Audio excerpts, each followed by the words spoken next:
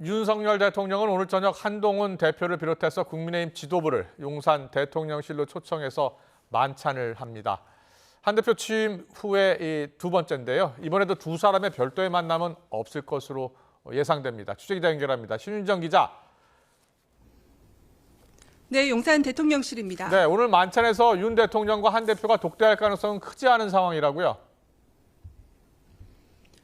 네, 그렇습니다. 대통령실은 한 대표가 요구한 윤 대통령과의 독대에 대해서는 추후 별도로 협의할 사안이라고 밝혀서 오늘 독대는 이루어지지 않을 전망입니다.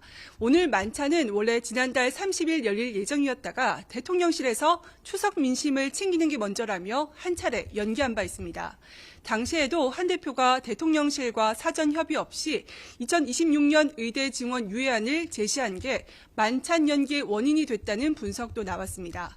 윤 대통령과 한 대표의 만남은 지난 7월 30일 정진석 실장만 배석했던 비공개 회동 이후 50여일 만이며 지도부 만찬은 2달 만입니다. 오늘 만찬에도 20명 넘게 참석하는데요. 여당에서는 투톱인 한 대표와 추경호 원내대표를 비롯해 최고위원들과 정책위 의장, 사무총장 등 주요 당직자 16명이 참석할 예정입니다. 대통령실에서도 정진석 비서실장 등 3실장 등 주요 참모진과 참모진이 여당과 비슷한 규모로 참석할 것으로 보여서 대규모 만찬이 진행될 것으로 보입니다. 오늘 만찬은 대통령실 경내에서 1시간에서 1시간 반 정도 이뤄지고 저녁 메뉴는 바비큐로 알려졌습니다. 네, 오늘 지도부 만찬에서는 어떤 이야기들이 오갈 것으로 보입니까? 네, 무엇보다 정부가 추진 중인 의료개혁과 관련한 이야기가 오갈 것으로 관측됩니다. 윤 대통령은 의료개혁의 필요성을 강조하며 개혁 완수 의지를 거듭 피력할 것으로 보이는데요. 의정 갈등의 출구를 찾기 위해 여야 의정 협의체에 의료계가 참여할 수 있도록 내부 이견을 좁히고 실질적 유인책을 마련할 수 있을지가 주목됩니다. 여권 내부에서는 또 김건희 여사와 관련한 문제를 오늘 회동에서 짚고 넘어가야 한다는 목소리도 있는 만큼 관련한 이야기가 나올지도 주목됩니다. 대통령실 관계자는 현안들에 대한 논의가 자연스럽게 나올 수 있다면서도 오늘 만찬은 새 지도부를 격려하고 인사를 나누는 자리라고 설명을 했는데요.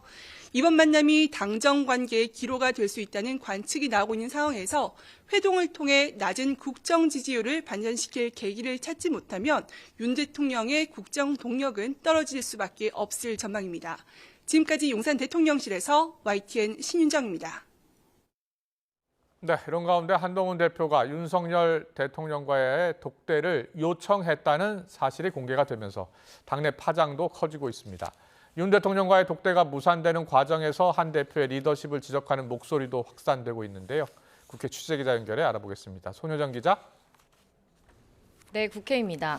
네, 이 당내에서 한 대표의 독대 요청 사실이 공개된 것을 두고서 여러 이야기가 지금 나오고 있는데요.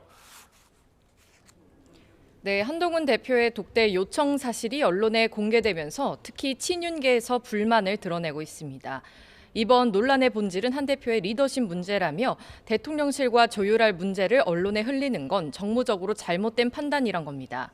친윤계 강명구 의원은 YTN과의 통화에서 대통령과의 차별화를 위해 각을 세우는 모습을 계속 노출하는 건 결국 한 대표에게도 부담이 될 거라고 말했습니다.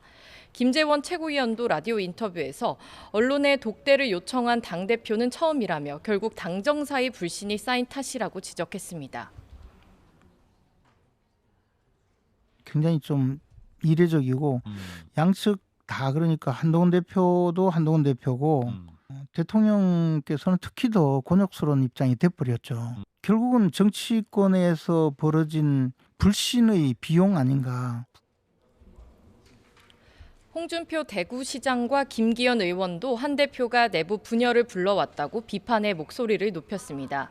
한 대표 측은 독대 요청 사실을 먼저 공개한 적이 없다면서도 결국 중요한 건 산적한 현안을 해결하는 것이라고 강조했습니다. 한 대표도 여당 대표의 독대 요청이 보도되면 안 되는 사실이냐고 되묻기도 했습니다. 여당 대표가 대통령에게 독대를 요청했다는 사실이 보도되면 안 되는 사실입니까? 그렇지 않지 않나요? 그게 특별히 뭐 흠집내게나 모욕 주기로 느껴지시나요?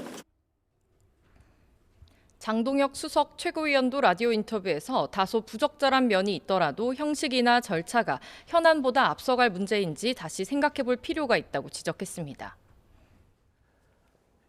민주당은 오늘 금융투자로 벌어들인 소득에 세금을 매기는 이 금융투자소득세 시행 여부를 놓고서 공개 토론회를 가졌죠.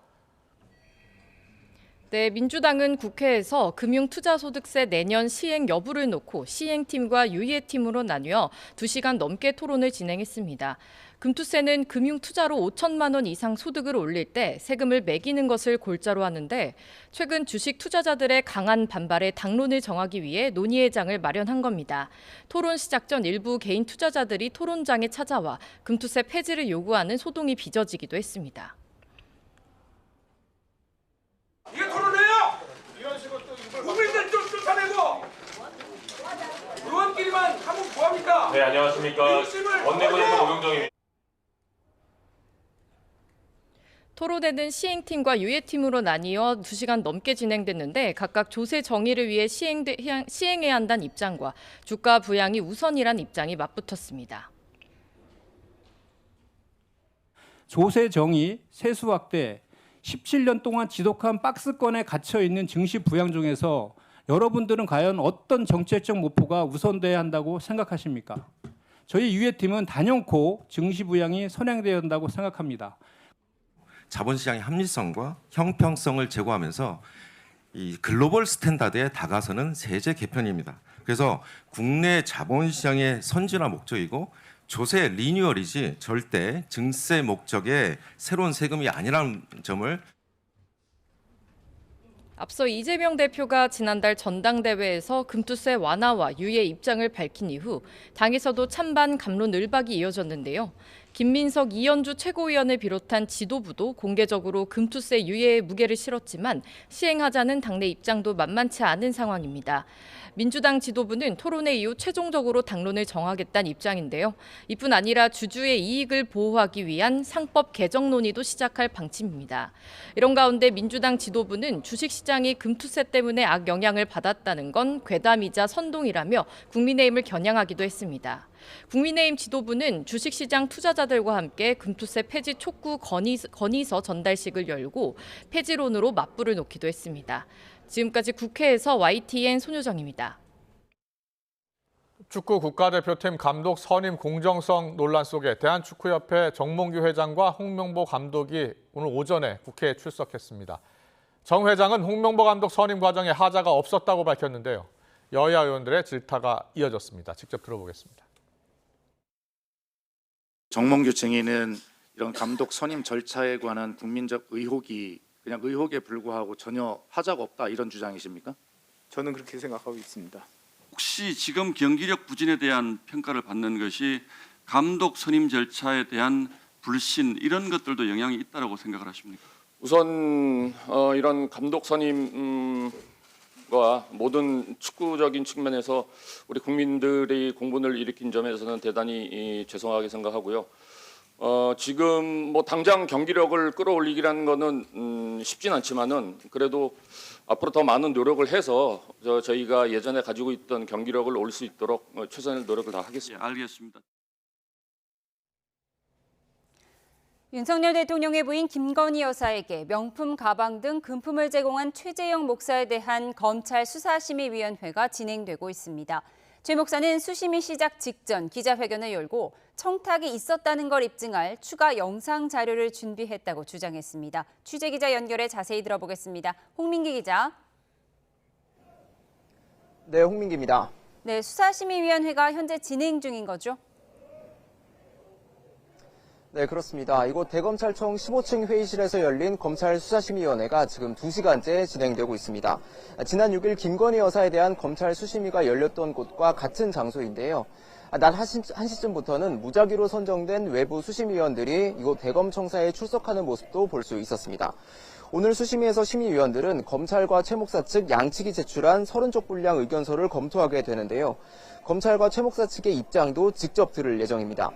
다만 최 목사는 오늘 수심위에 직접 참석하지는 않았는데요. 위원들의 법리적인 질문에 대응할 수 있도록 자신의 변호인만 출석하기로 했다고 설명했습니다.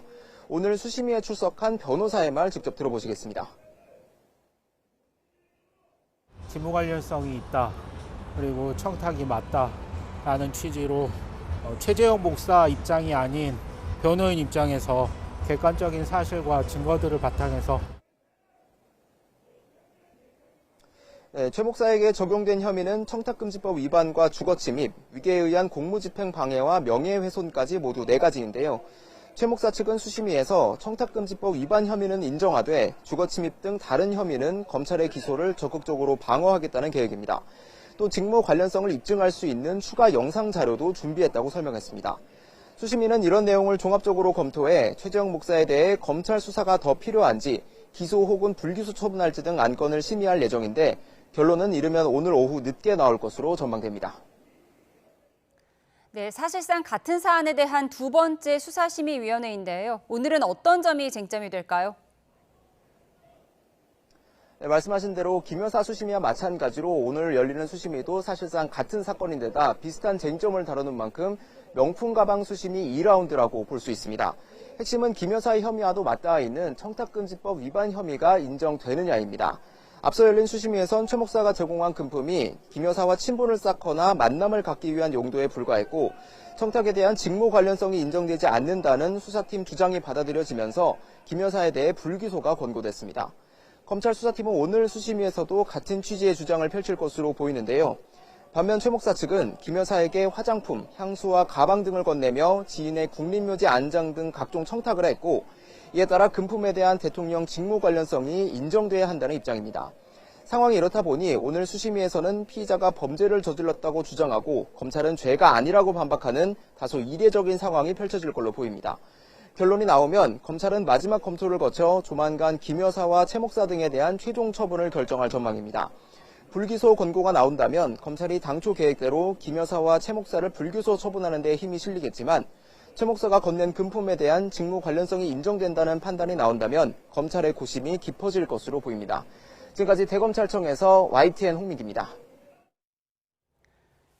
도이치모터스 주가 조작 의혹에 관한 검찰 수사가 본격화할 무렵 김건희 여사가 핵심 인물과 수십 차례 연락한 것으로 파악됐습니다. 주가 조작 혐의로 유죄를 선고받은 이종호 전 블랙펄 인베스트 대표와 연락한 건데 이 전 대표는 사실관계 확인 차원에서 관계자와 통화한 것이었다고 해명했습니다. 신지원 기자의 보도입니다. 도이치모터스 주가 조작 의혹에 관한 검찰 수사가 본격화한 2020년 9월 이종호 전 블랙펄 인베스트 대표가 윤석열 대통령 부인 김건희 여사와 수십 차례 연락한 것으로 파악됐습니다. 이 전 대표는 도이치모터스 주가 조작 혐의로 항소심에서 징역 2년에 집행유예 2년, 벌금 4억 원을 선고받은 핵심 인물입니다. 양측은 지난 2020년 9월부터 10월까지 한 달간 약 40차례에 걸쳐 연락을 주고받았는데 고발인 조사가 이뤄지기 전후 일주일 사이에만 36차례 통화와 문자가 오간 것으로 알려졌습니다. 검찰 국정감사를 앞둔 시점이나 추미애 당시 법무부 장관이 윤석열 당시 검찰총장의 수사 지휘권을 박탈한 다음 날에도 연락이 오간 것으로 전해졌습니다.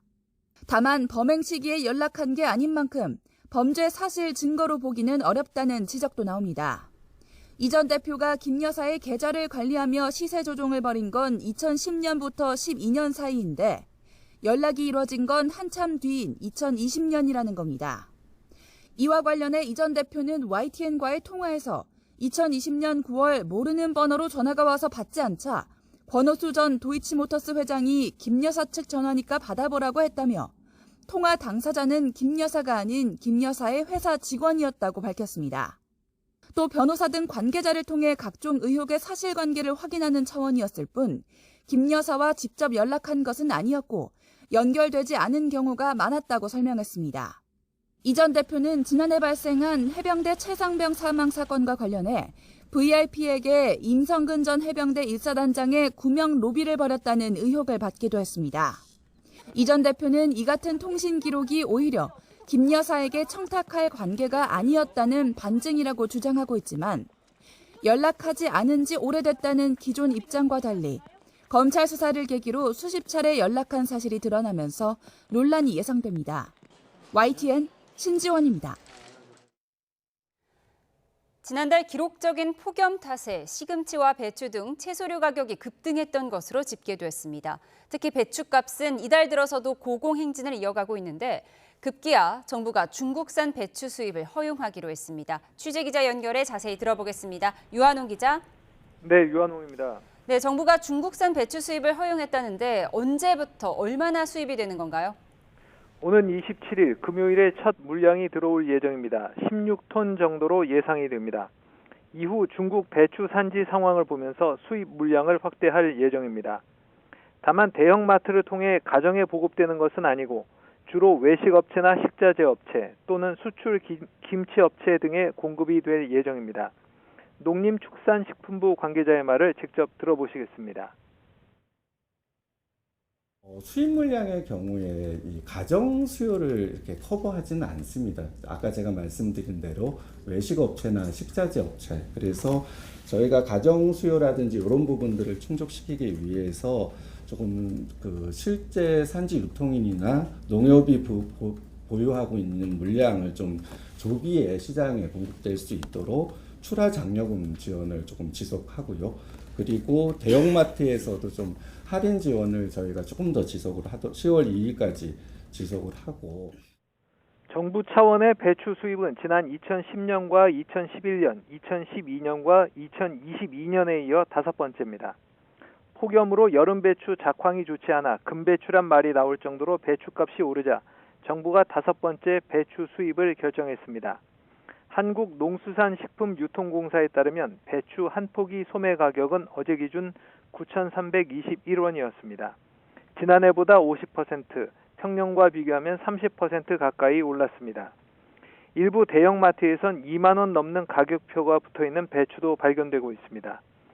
폭염으로 고랭지 배추 작황이 안 좋아서 준고랭지 배추 공급이 본격화되는 다음 달 중순까지는 배추값 상승세가 이어질 것이란 전망이 나오고 있습니다. 정부는 중국산 배추 수입 외에 유통업체에 장려금을 지원해 여름 배추 조기 출하도 유도해 가격 안정화를 시도할 계획입니다. 배추값에 대한 할인 지원도 지난 19일부터 시작됐는데 다음 달 2일까지 유지하기로 했습니다. 대형마트 등에서 배추값의 최대 40%까지 할인 지원이 이루어집니다. 정부는 지난 5월부터 가격이 오른 배추와 양배추, 당근과 마른 김 등 6개 품목에 대해 할당 관세 0%, 즉 무관세를 적용하고 있습니다. 이 6개 품목에 대해서는 언제든 수입이 이루어질 수 있는 상황입니다. 네, 배추와 시금치 등 채소류 가격이 얼마나 오르고 있는 건가요? 한국은행이 지난달 생산자 물가 지수를 발표했는데 지난달 농림수산품 가격이 전달인 7월보다 많이 올랐던 것으로 나타났습니다. 채소류가 특히 많이 올랐는데 시금치가 124%로 가장 많이 올랐고 다음으로는 배추가 73% 올랐습니다. 축산품 가격도 4% 올랐는데 쇠고기 가격이 11%나 올랐습니다. 주택용 도시가스 가격도 7.3%나 올랐습니다. 반면 국제 유가 등 원자재 가격이 내리며 공산품 가격은 0.8%가 하락했습니다. 농림수산품이 5.3% 올랐지만 공산품 가격이 이처럼 내리면서 지난달 생산자 물가 지수는 7월보다 0.1% 내렸습니다. 그러나 1년 전인 지난해 8월보다는 1.6% 올라 전년 동월 대비로는 13개월째 상승세였습니다. 한은은 지난달 기록적인 폭염 탓에 채소류 가격이 많이 올랐던 것으로 분석했습니다. 다만 햇 과일이 출하되면서 과일 가격은 채소류에 비해 안정되는 모습을 보였다고 설명했습니다. 지금까지 경제부에서 YTN 유환홍입니다. 지난 7월 16명의 사상자를 낸 시청역 역주행 교통사고를 계기로 서울시가 보행자 안전 대책을 내놨습니다. 강철로 된 방호 울타리로 보행자를 보호하고 일방통행도로에는 역주행 방지를 위한 LED 교통안전 표지판을 설치한다는 계획입니다. 차정윤 기자의 보도입니다. 지난 7월 1일 시청역 인근 일방통행 도로입니다. 역주행 승용차가 난간을 뚫고 달려와 인도에 있던 보행자들을 그대로 덮칩니다. 당시 최고 속력은 시속 107km. 피해자들은 몸을 피할 틈도 없었습니다. 피해 차량은 조선 호텔에서 나와 역주행을 하며 먼저 안전펜서, 보행자들을 충돌한 뒤 이후 BMW 차량과 소나타 차량을 연달아 충돌하였습니다. 사고 직후 일방통행 도로에는 강철로 된 방호 울타리가 설치됐습니다. 기존 펜스는 무단횡단을 막기 위한 보행자용이었다면 새 울타리는 8톤짜리 화물차가 시속 55km로 부딪혀도 버틸 수 있는 차량용 방호 울타리입니다.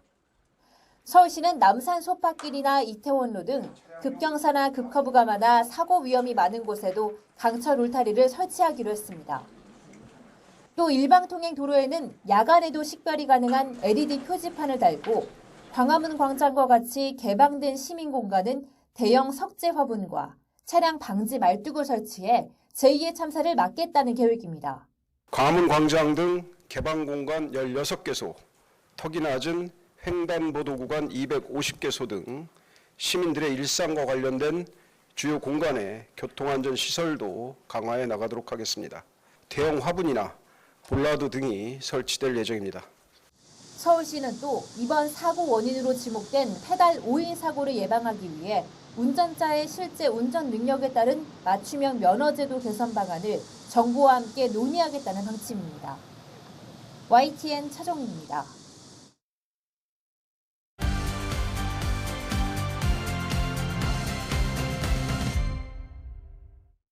네, 정치의 겉과 속 들여다보는 정치온 시작하겠습니다. 오늘은 김재원 국민의힘 최고위원, 장경태 더불어민주당 의원과 전국 상황 분석해 드리겠습니다. 어서 오십시오. 안녕하세요. 안녕하세요. 안녕하세요. 네, 자 바로 첫 번째 키워드 보겠습니다. 네, 첫 번째 키워드는 신경전인데요. 윤석열 대통령과 국민의힘 지도부 잠시 뒤에 만찬을 시작하는데요. 순탄치가 않습니다. 자, 한동훈 대표의 독대 제안을 대통령실이 사실상 거절한 상황이죠. 한 대표 목소리 그리고 우상호 전 의원의 목소리 한번 듣고 오겠습니다. 오늘 만찬에서 만나서 직접 군대 얘기를 다시 해보시겠어요?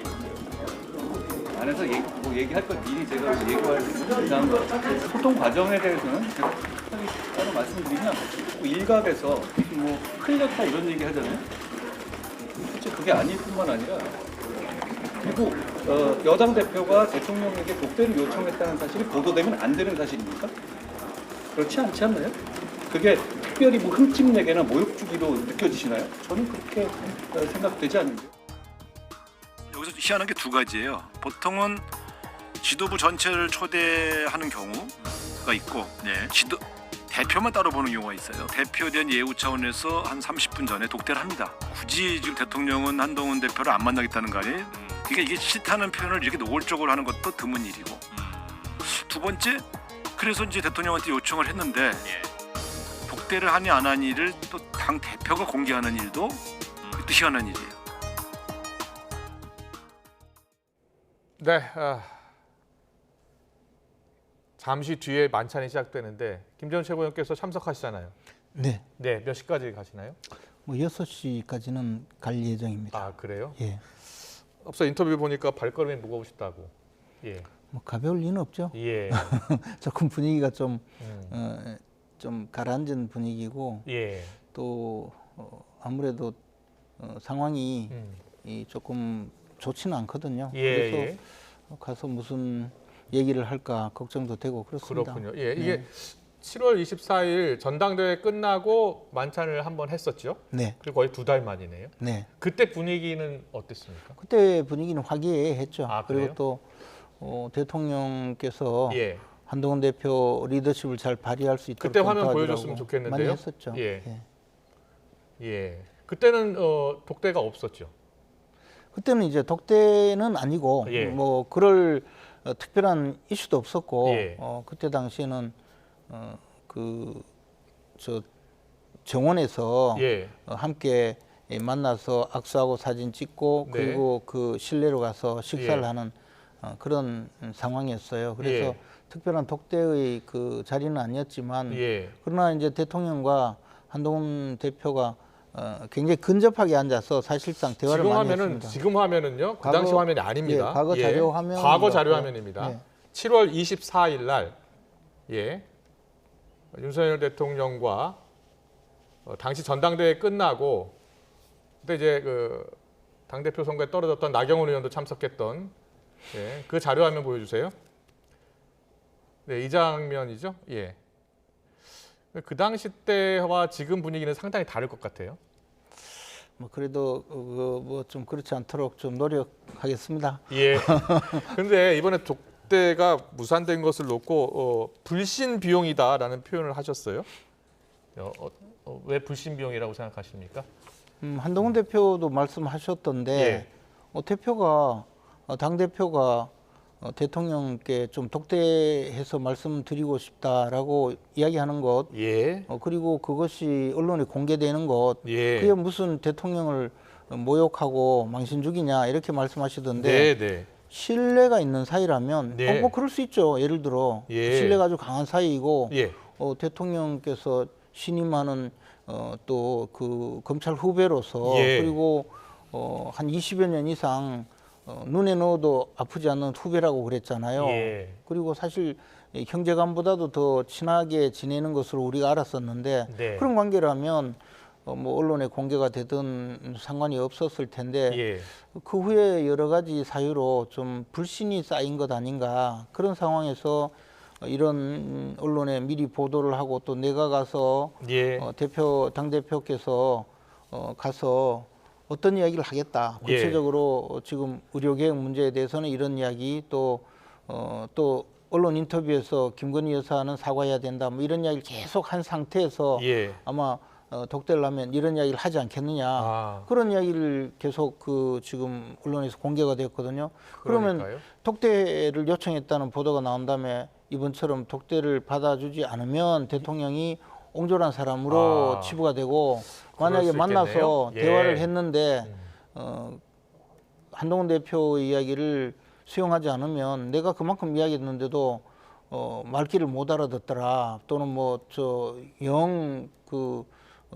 민심과 동떨어져 있더라 이런 이야기를 또 하게 되면 그것도 대통령으로서는 엄청난 또 위신 손상이 되고 그러면 대통령이 예를 들어 한동훈 대표의 말을 수용해서 좋은 이야기다 이렇게 이야기를 할 지금 상황도 아닌 것 같고 그렇군요. 또 설사 그렇게 되면 한동훈 대표는 정치적으로 마치 승자처럼 그렇게 또 외부에서 여러 사람들이 그렇게 이야기를 하고 이렇게 나오면 이것도 또 대통령으로서는 체면이 손상되고 위신이 손상되는 일이 아니냐 그렇게 생각한다면 이번 일은 대통령으로서는 굉장히 곤욕스러운 일이 돼버렸죠. 근데 그렇다고 한동훈 대표도 대통령실에서 공개적으로 독대를 받아주지 않는다라고 하니까 결국은 뭐 이거 신뢰가 없는 거다. 리더십이 좀 문제가 있나. 또 이런 굉장히 좋지 않은 이미지를 심어주고 있거든요. 그래서 별로 언론에 공개된 것이 한동훈 대표의 말씀과는 달리 양쪽 다 좋지 않은 상황이 돼버렸다. 그렇게 생각합니다. 알겠습니다. 네, 지금 뭐 길게 말씀해 주셨는데 우상호 전 의원은 희한한 리다라고 이야기를 했어요. 장경태 의원께서는 어떻게 보고 계세요? 저는 의도된 독대 요청이었다고 보고요. 어찌됐건 일상적으로는 아마 일정을 조율하는 과정이라든지 이 협의를 하는 과정은 물밑에서 할 가능성이 매우 높죠. 시작은. 대통령과 여당 대표 아니겠습니까? 그런데 이것들이 어찌됐건 24일 만찬으로 결정이 되고 언론에 이제 흘렀다고 해서 사실 대통령실이 불쾌할 필요는 없는 것 같습니다. 어찌됐건 약속을 잡은 것 아니겠습니까? 그런데 아마도 언론에 공개적으로 아마 독대 요청을 사실상 한 것은 제가 보기엔 김건희 여사를 배제한 독대를 요청하지 않았을까 혹은 그런 것들을 염두에 둔 독대가 아닐까라는 추측이 가능하고요. 또 한편으로는 이 뭐 불신 비용이라고도 표현을 하셨는데 이 사실 7월 24일에 전당대회 하루 뒤에 있었던 이 지도부와의 만찬 과정에서도 낙선한 당대표 후보들을 모두 다 함께 초청해서 했습니다. 사실 이 지도부를 격려하시려면 당선자들만 가지고 어찌됐건 이 국정 운영에 대해서 논의하셔야지 낙선한 당대표 후보들까지 불렀다는 건 사실상 회식하자는 것밖에 안 되는 거거든요. 그렇기 때문에 저는 어찌됐건 오늘 사실 오늘 있을 만찬을 어제 이제 단둘이 독대는 좀 불가피하다라고 했는데 사실 친구 간의 약속도 하루 전에 취소하진 않죠.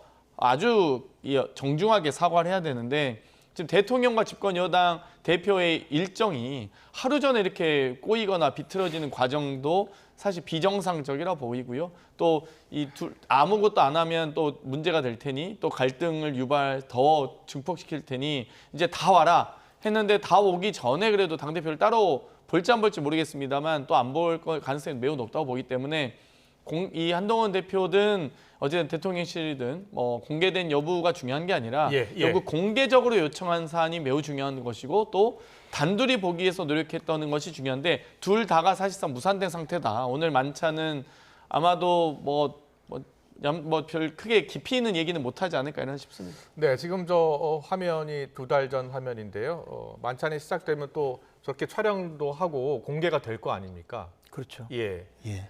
저런 모습이 연출될지도 관심이고요. 예. 뭐 아직은 뭐 알 수는 없지만 그래도 모처럼 만에 당 지도부와 또 대통령실 그리고 대통령께서 직접 주재하는 자리지 않습니까? 그렇다면 대부분의 참석자들은 그래도 또 화기애애한 분위기에서 만찬을 하는 것이 옳지 않을까 생각합니다. 알겠습니다. 오늘 저녁 만찬은 바베큐? 네, 바베큐가 된 거라고 해요. 혹시 들으셨어요? 못 들었습니다. 예, 오늘 기자가 좀 전해줬는데요.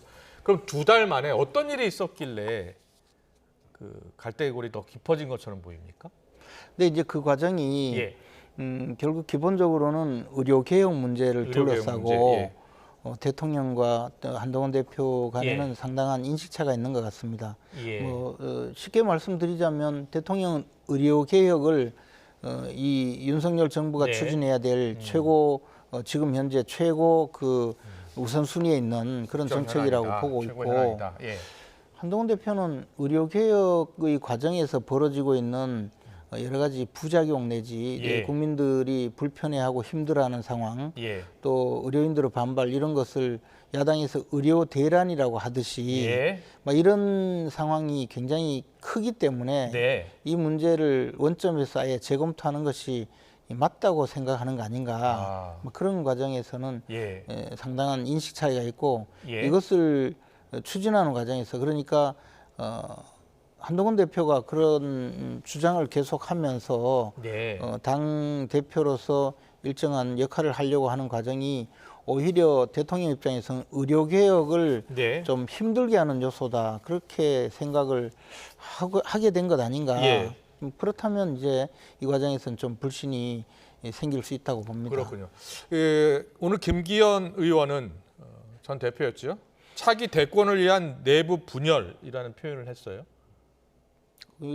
그것은 뭐 보기에 따라서 보기에 따라서 그렇게 볼 수도 있겠지만 저는 한동훈 대표가 대권을 위해서 대통령을 망신 주고 대통령을 힘들게 하고 또 의료개혁 자체를 어렵게 하고 그렇게 해서 한동훈 대표에게 도움될 일은 없다고 보거든요. 그래서 뭐 대권 욕심 때문에 이 모든 일이 벌어진다고 보기에는 조금 그렇게 보시는 그까지는 아니라고 보고 어쨌든 한동훈 대표도 좀 잘해보려고 하는데 방법에서 제가 봐도 좀 상당히 좀 어색한 장면이 많고 또 어쨌든 윤석열 대통령은 우리 당이 배출한 대한민국의 대통령이거든요.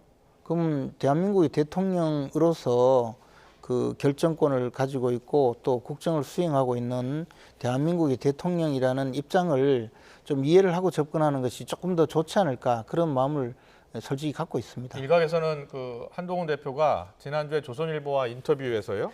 대통령의 생각, 대통령실의 생각이 민심과 동떨어져 있는데 불편한 거 싫다고 편들어야 하나라는 자신의 생각을 밝혔고 또 김여사 명품 가방 수수 관련해서도 부적절한 처신이었고 사과해야 한다는 것이다 라는 자신의 입장을 밝히면서 그런 인터뷰가 공개가 되고 그 인터뷰를 본 대통령실에서 독대 제안을 사실상 거부한 것 아니냐라는 해석이 나오더라고요. 인터뷰 내용은 사실 또 어떤 시기 예. 그리고 그 상황 이런 것도 굉장히 중요하다고 생각을 네. 합니다. 예컨대 그런 말씀도 네. 대통령이 좀 국정 수행이 원활하고 예. 또 탄력을 받고 있을 때 그런 이야기라면 개인적으로 따지면 뭐 틀린 이야기도 아니죠. 예. 뭐 대통령이 잘못되고 민심과 동떨어져 있으면 예. 무조건 편들 게 아니라 민심을 전달하고 예. 이해를 구하는 것이 또 여당의 역할이기도 하죠. 근데 네. 그때가 바로 대통령으로서는 어렵게 맺은 체코 원전 수주를 위해서 네. 2박 4일 정도의 짧은 일정으로 체코에 방문하고 있었고 예. 그런 외교적인 성과가 그래도 네. 국민들에게는 좀 소상히 알려주기를 좀 바랄 텐데 예. 거기에 대문짝만하게 인터뷰를 하고 그것을 오히려 주제로 삼아서 예. 정치 뉴스를 좀 바꾸는 그런 것은 우리 보통의 경우는 예. 이 정치권에서는 굉장히 좀 금기시해온 예. 내용이거든요. 특히 대통령이 외국에서 외교 활동을 할 때는 가급적 여당은 대통령 활동을 좀 지원하는 역할을 많이 하는데 그렇군요. 이것은 좀 반대로 갔다. 그렇게 생각할 수도 있죠. 예. 그리고 거기다가 체코에서 그 원전 수주를 하고 돌아오는데 예. 야당은 뭐 공격을 하는 예. 늘 공격을 하는 직업이니까 그렇다 예. 치고 거기에 이제 독대 이야기가 온통 모든 뉴스를 점하면서 예. 대통령이 독대를 수용할 건가 말 건가. 독대를 수용하면 마음이 넓은 사람이고 독대를 수용하지 않으면 옹졸한 사람으로 예. 이 구도로 만들어 놓으니 예. 사실 대통령 입장에서는 좀 서운할 수가 있죠. 예. 그건 실제로 서운했는지 아닌지는 제가 확인을 못했습니다. 예. 알겠습니다. 오늘 직접 만찬에 참석하시니까 분위기 좀 잘 보시고 또 다음에 출연해서 꼭 말씀을 잘 해주시면 좋겠고요. 잠깐만. 장영태 의원께는요. 예. 만약에 독대가 성사됐다면 한동훈 대표가 무슨 말을 하고 싶었을까요? 일단 옹졸한 대통령에 대해서 좀 한 말씀 드리고 싶은데요. 예. 작년에 대통령 해외 순방 13번 가셨습니다. 한 달에 한 번 꼴로 이상 가신 거고요. 보통 해외 순방을 다녀오시면 대통령의 해외 순방이기 때문에 또 국빈급 외교적 방문이기 때문에 이 해외 순방 성과를 여야 할 것 없이 원내대표 또는 당대표와 함께 이 어떤 성과 이 보고를 공유하는 자리를 갖습니다. 그런데 지금 야당과는 전혀 성과 공유를 하지 않잖아요. 물론 해외 순방에 성과가 없기 때문이기도 하겠지만 어찌되건 대화조차 하지 않는 이 모습에 야당과의 대화는 뭐 그렇다고 치더라도 여당과의 대화도 이렇게 하는 모습은 당연히 옹졸하다고 밖에 볼 수 없고요. 전 한동훈 대표의 결국 두 가지 아니겠습니까? 저희가 전당대회 과정에서 문자 익심 논란이 있었습니다.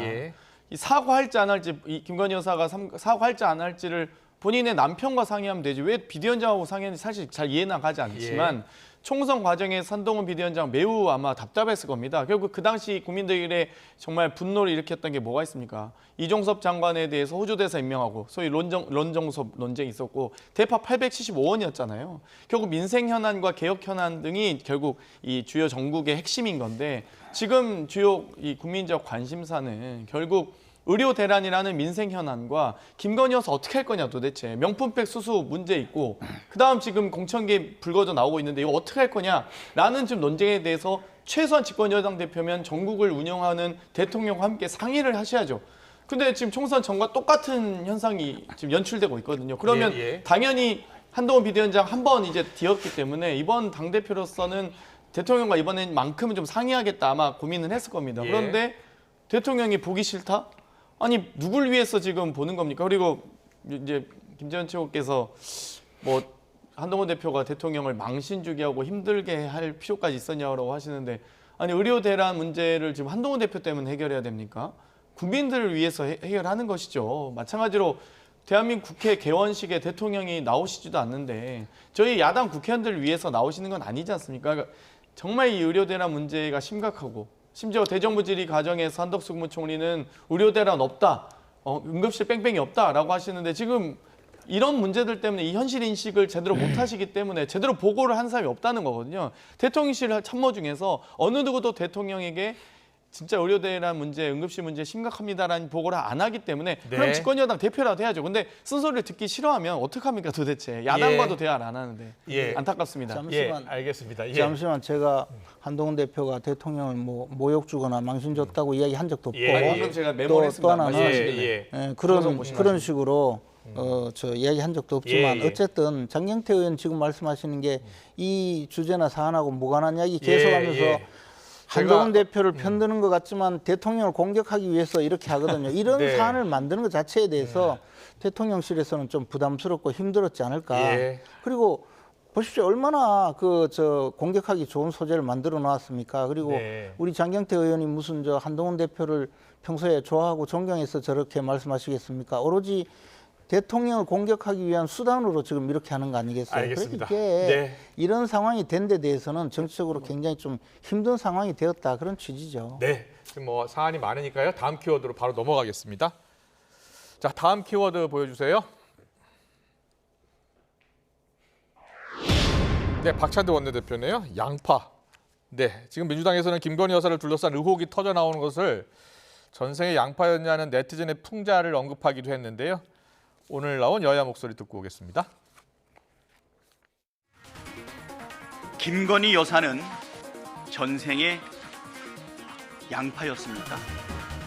도이치모터스와 삼부토건 주가 조작 의혹, 코바나 컨텐츠 뇌물 협찬 의혹, 명품백 수수, 세간 마약 사건 구명 로비 의혹, 순직 해병 수사 외압 의혹에 이어 하루가 멀다 하고 새 뉴스가 올라오는 공천 개입 의혹까지 도대체 김건희 게이트의 끝은 어디입니까? 저나 한동훈 대표 입장에서는 공천과 관련해서는 원칙과 기준에 따라서 공천을 했고 지금 보도되고 있는 분들 사이에 어떤 일이 있었는지는 알지 못하고 뭐 알 길도 없고 공천을 하다 보면 뭐 이런저런 의혹이든 뭐 이런저런 이야기들이 계속 있고 원칙과 기준에 따라서 공천을 했고 뭐 지금 논란이 되고 있는 분들 사이에 어떤 일이 있었고 다른 공천위원한테 뭐 어떤 이야기를 했고 했는지에 대해서는 저희는 알지 못한다. 네, 지금 공천 개입 의혹 관련해서 여러 보도가 나오고 있는 상황이고요. 오늘 나온 보도는 김 여사가 이종호 전 블랙펄 인베스트 대표와 수십 차례 연락을 했다. 4년 전에요. 그런 관련 보도가 나왔습니다. 이 보도에 대해서는 어떻게 생각하세요? 왜 그 양측이 연락을 했을까요? 근데 이제 네. 이 사안 도이치모터스 주가 조작 사건의 예.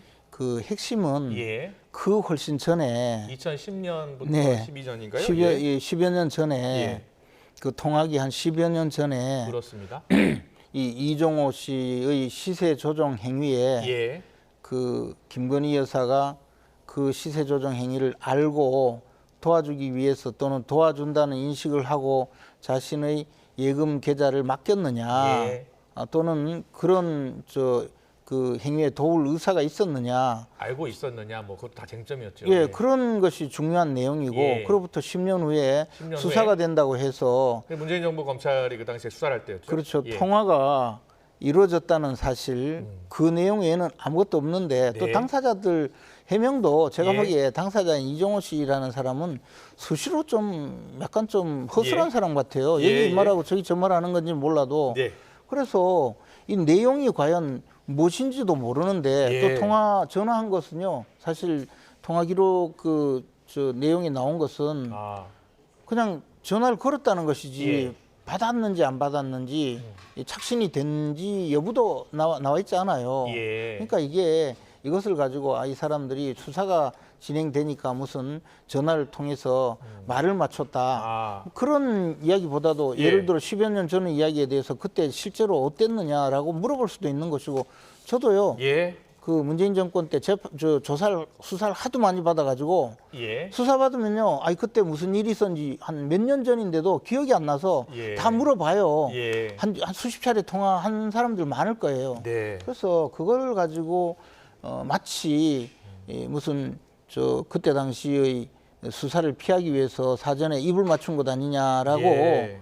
몰고 가는 것은 저는 전혀 사실과는 다르다고 봐요. 이거 다만 네. 통한 사람의 이야기도 중요하지 않겠습니까? 예. 그렇게 생각을 합니다. 알겠습니다. 민주당에서는 여러 가지 의혹이 있으니까 그 쟁점을 밝히기 위해서는 반드시 특검을 해야 된다는 입장이잖아요.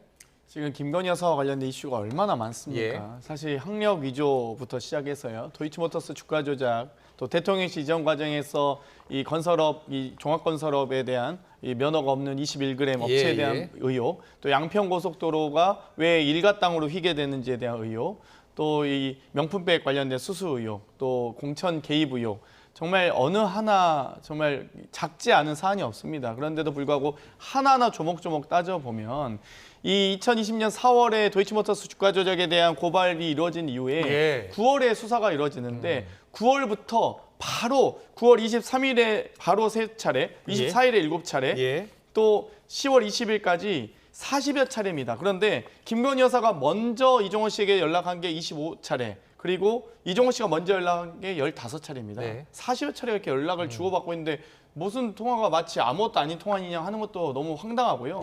이번에 또 이 김건희 여사 관련된 것도 최혜병 관련 사건, 순직 사건에 대한 구명 로비 의혹도 이종호 씨가 지금 결합되어 있는 거 아닙니까? 그래서 이런 부분 하나도 지금 수사도 안 하고 있는데, 심지어 윤석열 대통령 후보 시절 뭐라고 했습니까? 장모가 10원 한 장 손에 민폐 준 게 없다고요? 폐기 준 게 없다고요? 지금 최은순 장모 사문서 위조로 해가지고 지금 징역 1년 선고받으신 거잖아요. 도이치모터스 주가 조작, 이 주가 조작의 주범이었던 손모 씨, 지금 2심까지도 유죄 선고받았습니다. 그런데도 불구하고 재판부도 1차와 2차에 걸쳐, 일단 주가 조작은 이뤄졌고 1차와 2차에 걸쳐서 모두 통정거래에 이용된 계좌는 김건희 여사의 계좌라는 거잖아요. 그러면 이런 유일한 증거가, 아주 핵심 증거가 나오고 있는데 재판부도 답답할 거예요. 검찰이 기소 독점권 가지고 수사하느니 마나니 모든 키를 다 쥐고 있기 때문에 권력에 향한 수사 누가 하겠습니까? 결국 특검밖에 없습니다. 알겠습니다. 자, 여야 입장을 들어봤고요. 다음 키워드도 관련 이슈가 이어지는 거니까요. 듣고 오겠습니다. 자, 다음 키워드 보여주세요. 네, 다음 키워드는 복수인데요. 자, 국회에서 지금 검사가 법을 왜곡해서 수사하면 처벌할 수 있도록 하는 이른바 법 왜곡죄, 지금 민주당이 추진하고 있는데요. 여야가 충돌을 하고 있습니다. 추경호 원내대표는 이재명 대표의 개인적 복수를 위해서 입법권을 민주당이 동원하고 있다라고 비판하면서 사법 광기라고 표현했습니다.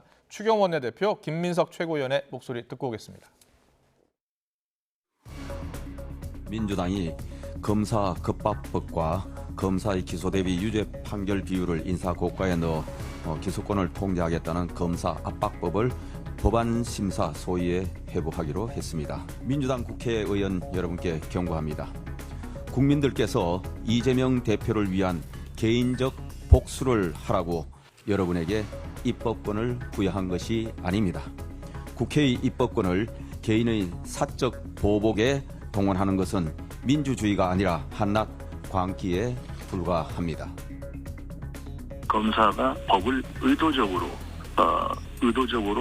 잘못 적용하거나 의도적으로 누락한 케이스에 대한 처벌을 하는 것으로서 해외에도 있는 것이어서 당연히 이제 논의할 수 있다고 봅니다. 그냥 마음대로 나중에 무죄 나는 것을 의도적으로 잘못해놓고서 아무 문제가 없다면 검사가 너무 편한 직업 되는 거 아니겠습니까? 저는 그 책임의 무게만큼 또 그 책임을 지게 하는 것이 국민적인 정의가 될 것이다, 이렇게 봅니다. 자, 민주당의 법 왜곡죄, 김지원 최고위원께서는 이 법 왜곡죄를 어떻게 보고 계세요? 이게 뭐 가당키나 한 이야기겠습니까? 특히 검사가 수사를 했는데 의도적으로 법을 왜곡해서 기소했으니 처벌하자는 그 대상이 누구냐면 이재명 대표를 조사하거나 기소한 검사들이에요. 그리고 그 검사들 혼내주겠다, 뭐 그런 이야기인데, 사실 검사들도 기가 막힐 거예요. 이런 것을 흔히 우리 옛날에 적반하장이라고 도둑이 매를 든다, 뭐 그런 이야기도 하고, 또 지금 현대 사회에서 이런 이야기를 하고 있는 문명국가는 아마 대한민국에 민주당밖에 없을 거라고 생각을 합니다. 그래서 이게 과연 뭐 이 법이 통과가 되겠습니까? 민주당 내에서도 그래도 또 정상적으로 또 생각하는 분들도 많이 계실 텐데 이런 식으로 이재명 대표의 그 사법적인 여러 가지 불법 행위, 그것을 중형이 선고되어야 될 범죄 행위를 최소한으로 검사들이 수사를 하는 것에 많은 또 국민들이 의혹도 제기하고 했었는데 그것을 수사를 했다고 해서 법을 새로 만들어서 검사들을 처벌하겠다고 하니 이게 뭐 정말 참 제가 이렇게 이런 일은 정말 적어도 제가 지금까지 정치 활동하면서 이런 발상을 하는 것 자체를 처음 봤어요. 장경태 최고위원, 이 지금 법안 심사 소위에 이제 회부가 된 거잖아요. 민주당 차원에서 추진하고 있는 거예요? 일단 이 법이 발의가 되면요. 상임위의 이 선입선출 원칙에 의해서 상정이 되고요. 소위로 회부돼서 심도 깊게 논의하게 되어 있습니다. 그 절차대로 이 해당 헌법 개정안이기 때문에 일소위에 회부된 것뿐이고요. 지금 이제 뭐 김재현 최고께서도 워낙 이제 검사 출신이다 보니까 뭐 거기에 대한 애정은 저도 충분히 이해하겠는데요. 이 법 왜곡죄의 핵심은 수사해서 처벌하자는 게 아니라 수사하지 않았을 때 처벌하는 겁니다. 이재명 대표에 대해서 수사 안 하고 있습니까? 마음껏 수사하고 계시잖아요. 오히려 수사 안 해서 처벌받을 걸 걱정해야 될 검사들은 김건희 여사를 수사하는 검사들이겠죠.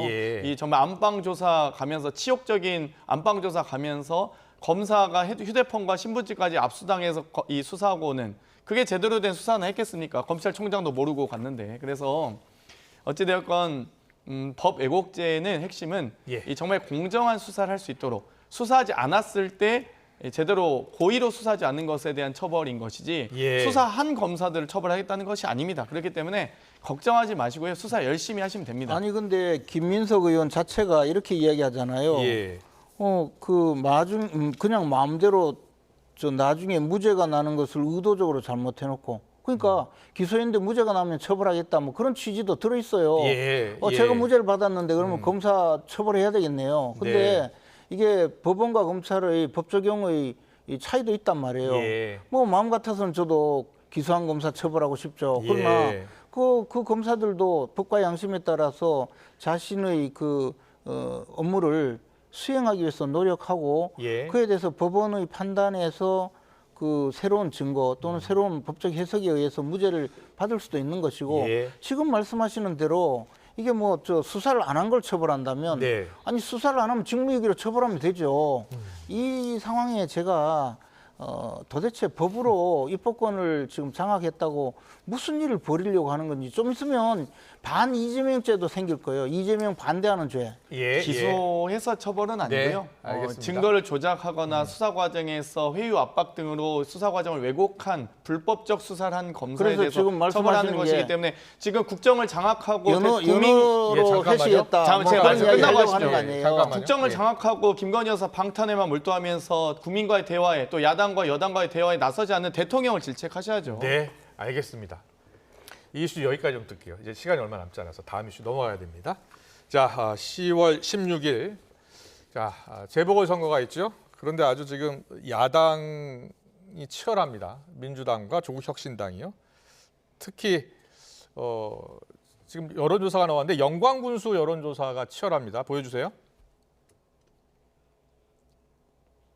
네, 영광군수는 조국혁신당이 36.3, 더불어민주당이 30.1이에요. 전남 곡성군수는 민주당이 60.3, 혁신당이 21이고요. 어제 민주당이 영광에서 최고위원회 했죠. 그리고 오늘은 곡성에서 했고요. 지금 여론조사상으로 보면 조국혁신당이 좀 앞서고 있는 것 같아요. 어떻게 보고 있어요, 민주당에서는? 아직은 본격적인 선거운동 기간이 아닌 또 본 후보 등록을 하지 전입니다. 그렇기 때문에 본 후보 등록 26, 27일 이후에 10월 3일부터 본격적인 선거 유세 기간에 돌입하기 때문에 뭐 선거 아직 돌입하진 않았고요. 여러 여론조사가 있긴 하지만 뭐 앞으로 여러 이제 본격화되면 또 저희 수치는 변화할 거라고 생각합니다. 최근에는 좀 신경전이 좀 거칠어진다라고 좀 표현해도 될까요? 그 상한물, 고인물 이런 표현까지 등장하는데요. 아마 일부 논평 과정에서 뭐 좀 자극적인 소재 등이 활용될 수는 있는 것 같은데요. 아마 이제 초반이다 보니까 아마 서로 좀 어느 정도 적정선을 찾아가는 과정인 것 같습니다. 네, 어제 김민석 최고위원이 고인물을 넘어서 상하기 시작한 물이다. 조국혁신당에 강력히 비판을 했고요. 김 전 최고위원은 이번 재보궐선거를 어떻게 보고 계세요? 이번 재보궐선거는 사실 큰 쟁점이 없는데 예. 주로 이제 민주당과 조국당에서 네. 특히 이제 조국혁신당이 이게 국내에 등장한 이상한 정당이긴 한데 어쨌든 정체성을 좀 제대로 갖추기 위해서 영광군수 선거에서 승리해서 네. 활로를 찾으려고 하는 것 아닌가.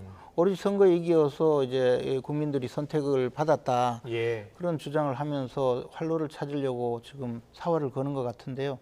그래도 조국혁신당은 어쨌든 조국 대표를 위한 당이고 조국 대표가 없으면 사실상은 문 닫아야 될 당이거든요. 지방선거에 이기든 말든. 예. 근데 조국 대표님 곧 처리가 되지 않겠습니까?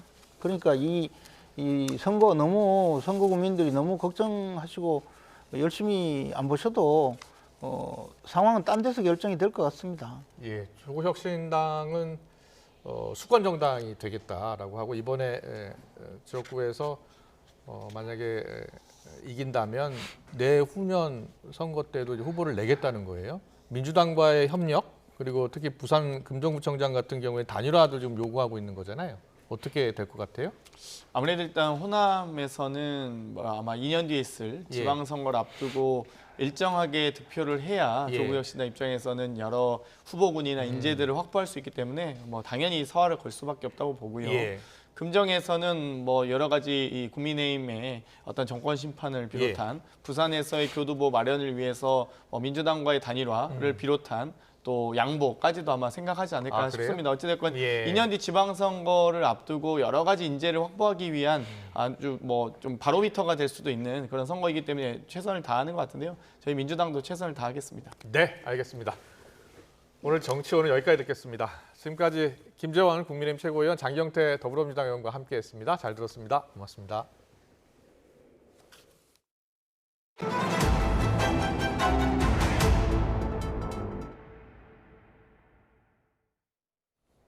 네, 지난 6월 말 근로자 23명이 숨진 경기 화성 아리셀 공장 화재 사고를 수사한 검찰이 박순관 대표 등 12명을 재판에 넘겼습니다. 검찰은 이번 참사가 극도의 안전불감증이 불러온 전형적인 인재라면서 박 대표에게 중대재해처벌법 위반 혐의를 적용했습니다. 자세한 수사 결과를 취재기자 연결해 알아보겠습니다. 윤현숙 기자. 네, 사회부입니다. 네, 화성 아리셀 공장 화재 관련해서 검찰이 최종 수사 결과를 발표했다고요? 네, 사고가 난 지 석 달여 만에 경찰과 고용노동부 수사에 이어 검찰이 책임자들을 재판에 넘겼습니다. 수원지방검찰청은 오늘 박순관 대표와 박 대표의 아들인 박중원 총괄본부장을 구속 기소했다고 밝혔습니다. 이들에게는 각각 중대재해처벌법 위반 혐의와 산업안전보건법 위반 혐의 등이 적용됐습니다. 중대재해처벌법으로 기업 대표가 구속 기소된 것은 이번이 두 번째입니다.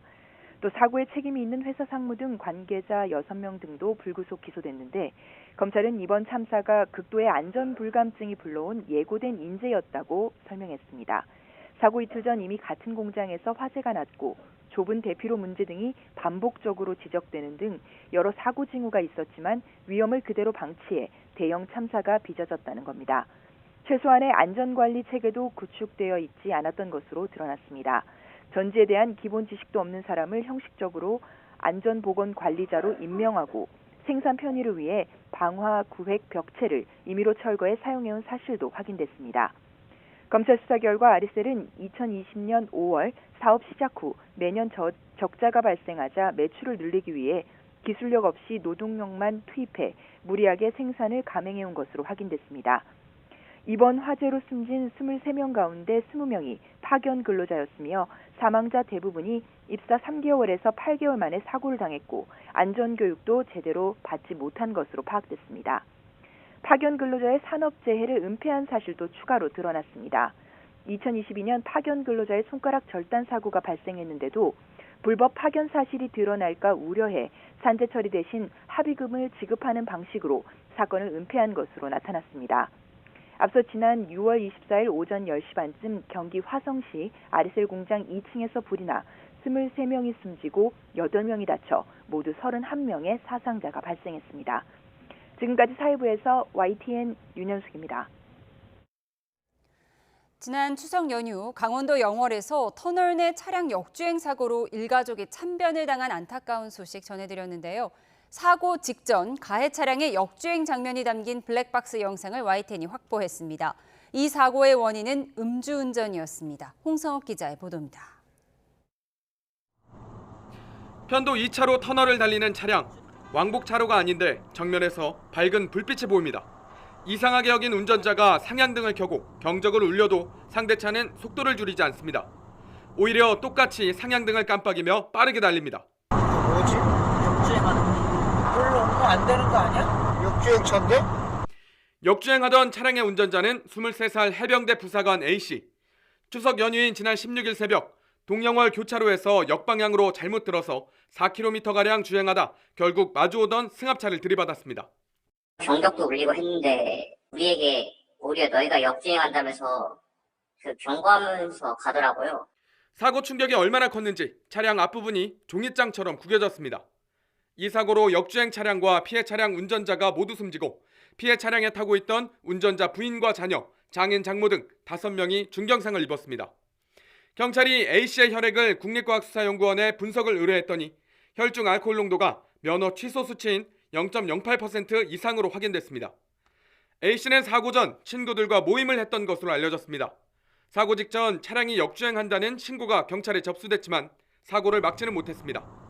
경찰은 숨진 A씨가 현역 군인이었던 만큼 사건을 군사경찰에 넘길 방침입니다. YTN 홍석입니다. 음주운전을 추적하는 유튜버를 피해서 달아나던 운전자가 갓길에 선 대형 화물차를 들이받고 숨졌습니다. 지난 22일 새벽 4시쯤 광주 산월동의 한 도로에서 30대 남성 A씨가 몰던 차량이 주차돼 있던 대형 화물차를 들이받아 차에 불이 나고 A씨는 병원으로 옮겨졌지만 숨졌습니다. 당시 A씨는 음주운전을 추적하는 유튜버로부터 쫓기고 있었던 것으로 전해졌습니다. 경찰은 해당 유튜버를 상대로 사고와 인과관계가 있는지 조사하고 있습니다. 한국금거래소에서 판매되는 돌반지입니다. 보시는 것처럼 한돈 3.75g짜리가 50만 원을 훌쩍 넘습니다. 요즘 돌잔치 갈 때 진짜 가까운 사이 아니면 한돈짜리 반지 사가는 것도 부담된다는 얘기가 나올 만하죠. 반돈짜리도 부담스러워서 반의 반돈짜리, 또 금 1g만 들어간 이른바 조각 돌반지 같은 상품들도 인기입니다. 금값은 미국 연방준비제도의 빅컷, 기준금리 0.5%포인트 인하와 불안한 중동 정세 등의 영향으로 지속적으로 오르고 있습니다. 그럼 앞으로는 어떻게 될까요? 전문가의 이야기 들어보시죠.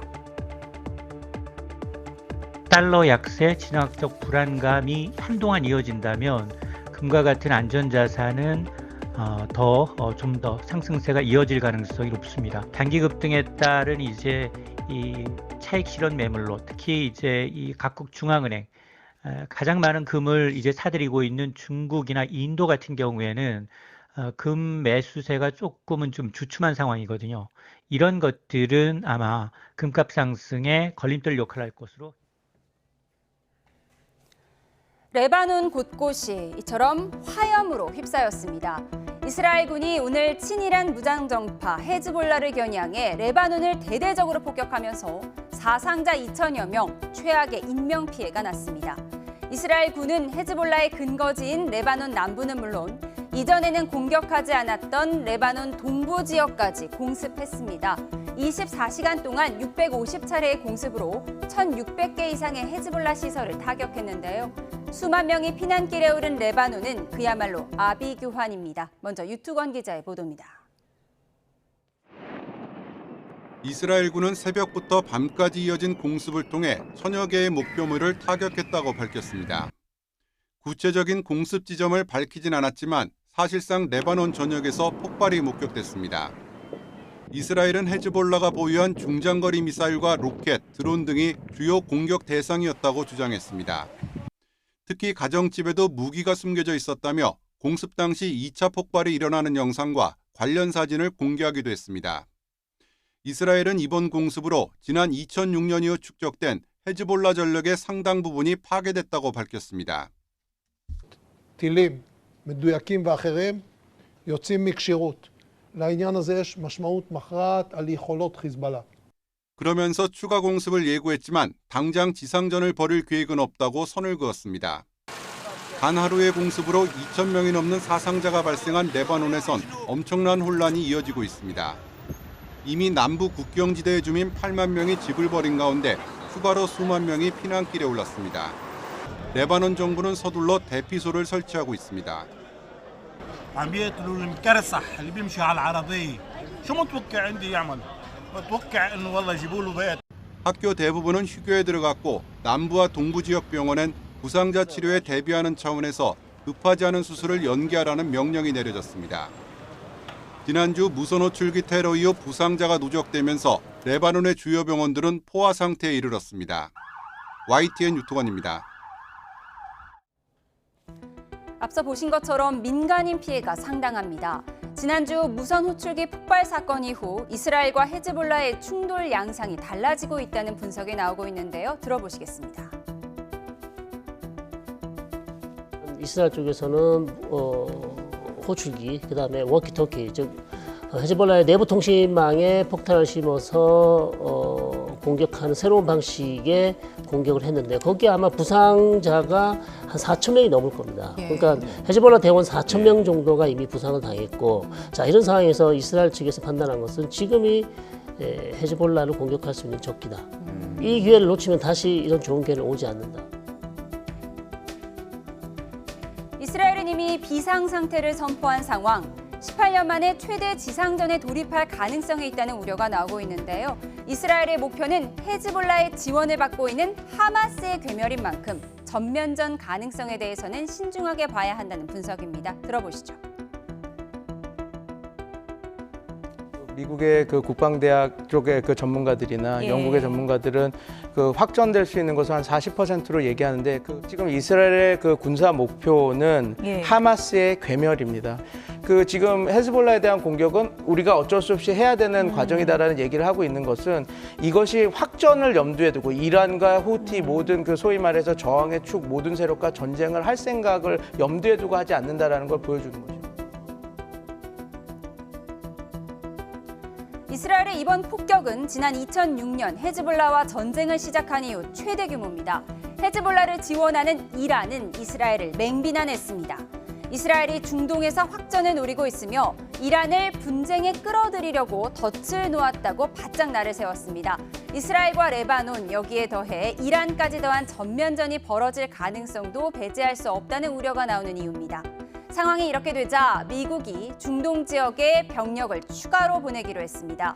구체적인 파견 규모 등은 밝히지 않고 중동의 긴장을 낮추기 위해서라고만 설명했는데요. 이 소식은 워싱턴에서 권준기 특파원이 보도합니다.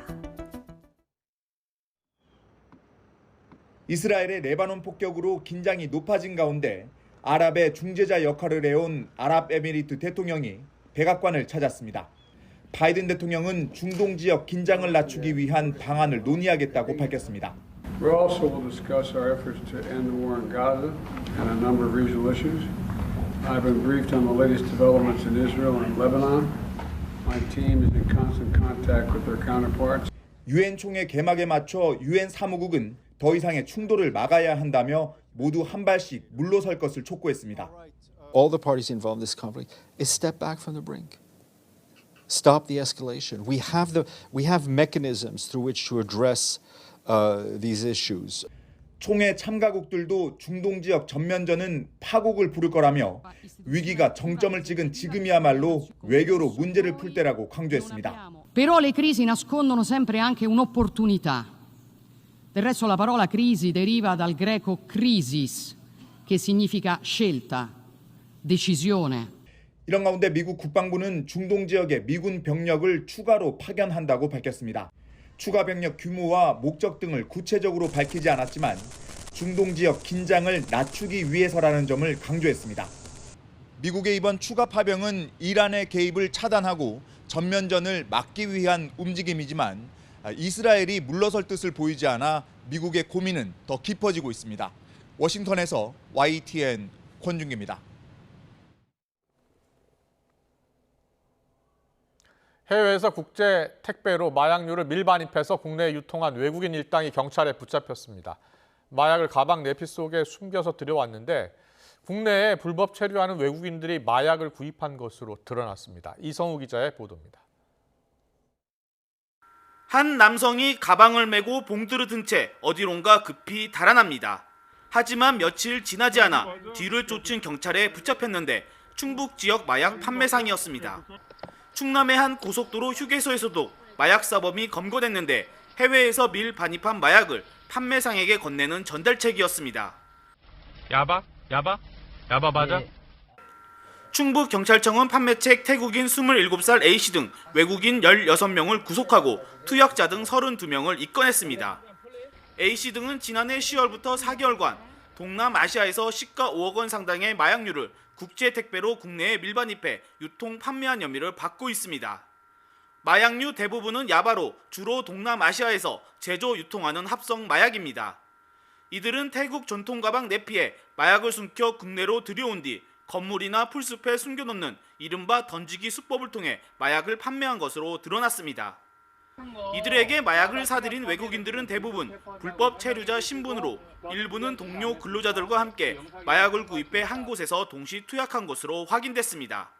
판매자하고 투약자가 제 밑에 하선은 대면 거래가 빈도가 좀 많습니다. 그 오토바이로다가 이렇게 직접 만나서 하듯이 구매를 하면 직접 그 어디 장소에서 만나든가. 경찰은 검거 과정에서 야바 9,900여 정과 필로폰 등을 압수하고 범죄 수익금 7,300여만 원을 추징 보존했습니다. YTN 이성호입니다. 이른바 태국 파타야 한인 살해 사건의 마지막 피의자가 국내로 송환됐습니다. 범행 일당 모두 경찰에 붙잡힌 건데요. 조만간 사건의 전모가 드러날 것으로 보입니다. 임형준 기자입니다. 어두운 새 곳에 마스크로 얼굴을 가린 남성이 경찰관들에 이끌려 공항 입국장을 빠져나옵니다. 태국에서 일어난 한국인 관광객 살해 사건의 마지막 피의자인 30대 남성 A씨입니다. 지난 5월 초 태국 파타야에서 한국인 관광객을 숨지게 하고 저소지에 시신을 버린 혐의 등을 받고 있습니다. 공범 2명과 함께 범행을 벌인 뒤 도주했다가 지난 12일 베트남에서 붙잡혀 강제 송환된 겁니다. 범행 뒤 태국 인근국가로 도주했던 A씨는 국내 수사팀과 현지 경찰의 공조로 체포됐습니다. 앞서 피의자 2명은 사건 직후인 지난 5월 각각 국내와 캄보디아에서 붙잡혔습니다. 도주한 지 넉 달 만에 A씨까지 체포되면서 태국 파타야 한인 살해 사건이 일단락된 겁니다. A씨는 다른 한국인의 여권을 위조해 도주해온 것으로 드러났습니다. 아무리 피의자가 부인한다 하더라도 저희가 여태까지 수사사항을 종합해서 수사한다고 한다면 충분히 입증할 수 있을 거라고 생각하고 있습니다. 유가족은 공범들의 신상을 공개해달라고 요구했습니다. 제가 사건 초기부터 신상 공개를 강력하게 요구했었는데 경찰 측에서 3명 모두 잡혀야지만 신상 공개가 가능했다고 얘기했던 부분이 있습니다. 3명이 모두 잡혔으니까 신상 공개 강력하게 요청하는 바이고요. 현재 다른 공범 2명은 이미 재판에 넘겨진 상황. 경찰은 검찰, 법원과 논의한 뒤 신상 공개 여부를 결정할 예정입니다. 수사기관의 조사가 마무리되면 태국 파타야 한인 살해 사건의 실체가 밝혀질 것으로 보입니다. YTN 임영준입니다.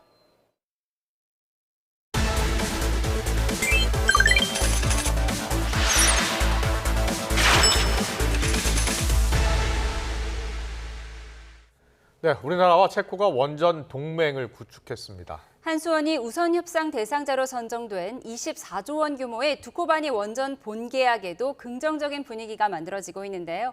체코에 다녀온 안덕근 산업부 장관 모시고 자세한 이야기 나눠보겠습니다. 어서 오세요. 어서 오십시오. 안녕하십니까. 안녕하세요. 네, 체코 순방에서 체코의 분위기가 좀 어떻던가요? 네, 지금 뭐 양국 간에 이번에 원전 사업을 성공적으로 잘 마무리 짓겠다는 깊은 공감대를 나눴고 이걸 기반으로 해가지고 첨단 산업 분야로 이 산업 협력 관계를 더 확대시켜서 양국이 산업 생태계를 같이 만들어가자라는 그런 그 협의를 같이 나누었습니다. 이번에 좋은 여러 가지 그 기반을 만들고 왔습니다. 원전 동맹을 구축했다는 게 어떤 의미입니까?